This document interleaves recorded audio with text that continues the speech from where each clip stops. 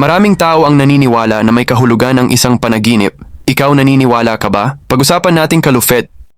Simulan natin sa panaginip na napupunta sa iba't ibang lugar. Ito ay maaaring may iba't ibang kahulugan, depende sa mga detalye ng panaginip at sa iyong sitwasyon sa buhay. Maaaring nangangahulugan ito na gusto mong makaranas ng pagbabago, tuklasin ang mga bagong bagay, o makalaya sa iyong kasalukuyang gawain, o baka ikaw ay nasasawa na sa paulit-ulit na gawain o may mga bagong pangarap na gusto mong abutin. Minsan ito rin ay senyales na ikaw ay nagbabago at nagiging matagumpay bilang isang tao. Sinusubukan mong maunawaan ang sarili mo ng mas mabuti at baka may mga bahagi ng iyong pagkatao na gusto mong kilalanin pa.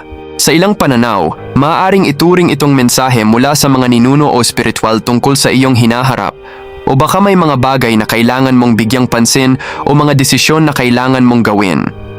At kung paglalakbay o mga destinasyon, ang iyong nararamdaman sa panaginip ay makakatulong na maunawaan pa ang kahulugan nito. At kung ikaw ay lumilipad at masaya, maaaring nangangahulugan ito ng kalayaan at tagumpay. Kung ikaw naman ay naliligaw, nalilito at natatakot, maaaring nangangahulugan ito na may mga bagay na ikaw ay hindi pa sigurado o may kinakatakutan sa buhay.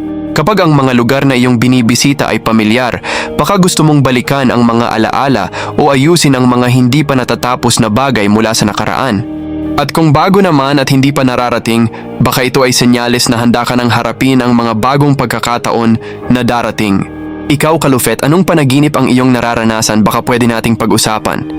At kung gusto mo ng mga ganitong usapin, follow, like at share.